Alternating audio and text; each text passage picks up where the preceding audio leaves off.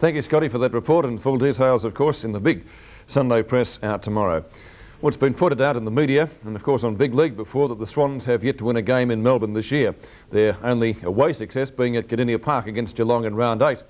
And while that record isn't one to be proud of, against Collingwood, they have won their last 4 matches, and that's their second best winning sequence ever against the Magpies, standing up favourably against their 8 in a row from 1941 to 1945. Injuries, however, have really taken their toll of the Sydney team of late, losing Frangalis, Brady and Henderson this week after Wright and Rhys-Jones had been sidelined a fortnight back. For the Magpies, however, a win was a must if they were to stay in touch with the 5. And we pick up our replay tonight at the start of the first quarter. Our commentators at Victoria Park, Peter McKenna and Stephen Phillips. Seven's big league cameras at Victoria Park for the big one between Collingwood and the Swans. Umpire Mark Westgar puts the ball down to start the game. Barry Rounds won the toss. Swans kicking to the Yarra Falls end. Gary Baker, I should say, up at full forward. And with me in the commentary box today is Peter McKenna. Peter, your old home ground. Yes, lovely to be back at Victoria Park. Of course, you always get a bit of a buzz when you see the Magpies playing. There's big Wes Fellows knocking it out towards centre half forward or charging through. That looked like Mark Witzel. No free kick, said the umpire, and the bounce will take place on the Swans half-back flank position. Number 2 there for Collingwood is John Annear. Barry Round to do the ruck work against David Cloak. No decisive hit out. Trying to get it away is Mark Williams. That was held to him, and once again a bounce will take place.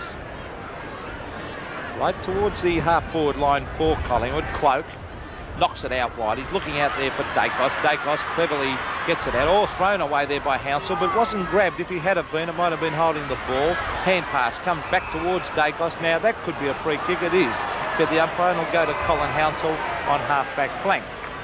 Now Hounsell with the socks down, he'll be easy to pick up today. Kicks towards the centre of the ground. The high flyers of their crews got into the back of his opponent. Away they come with the ball, the Swans. A long kick. That's from Ian Roberts down towards half forward. No mark. In goes little McBroom. Grabbed by Browning over to McBroom. He ducks back after. Tries to get the hand pass in. Back wide. Looking out there for Tony Morwood. He's got it. Hand pass out wide. Comes to Bernie Evans. Evans onto the right foot. Hooks it back at the goals. And offline and out of bounds on the full. Craig Stewart take the penalty kick right on the behind post. Only a smattering of Swan supporters here this afternoon. Very disappointing. Collingwood desperate to get back in that 5 on the eve of the finals. Hanbury gets the hand pass across to Fellows.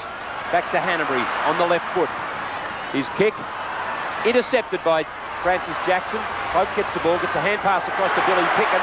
The hand pass on, he was looking for Annear. The tap-on's there. Annear runs straight into Sutton. No one to hand pass it to. And John Annear puts his hand to his head. He has a perfect opportunity to bring up the Magpies' first goal. We've been playing just over 3 minutes in this opening quarter. He's kicking towards the Sherrin stand. The breeze, as we said, straight across the ground from right to left. Annear comes in. The kick straight through the middle. Goal to the Magpies. First score on the board. Yes, a lovely kick at goal there by John Annear. Straight through the centre, as you said, Steve. Plenty of power in that kick, but a very poor tackle. That was on John Annear by Daryl Sutton. And the player goes in as hard as John Annear. You can't just charge in and dive into his back. You've got to stand off and grab him by the jumper. And that's exactly what Daryl Sutton didn't do on that occasion. But a very handy goal. I suppose the breeze, even though it's a northerly, is slightly favouring the end which the Swans are kicking to. Barry Round against Wes Fellows. Oh, Fellows, a lovely hit out. It's in the centre of the ground. Hurry kick out of the pack there was by Hanbury. It's grabbed there by Dennis Carroll. He gets a hand pass in, punched away by Hanbury again.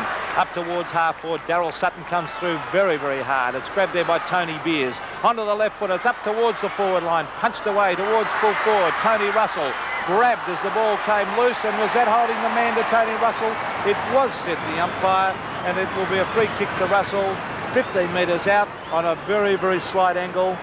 And great to see that Collingwood have at last decided to play Tony Russell in the seniors. I think he is a player that has not had a real decent go in the senior side over the years. He stabs at that one and puts it straight through the centre for the second goal of the match to the Magpies.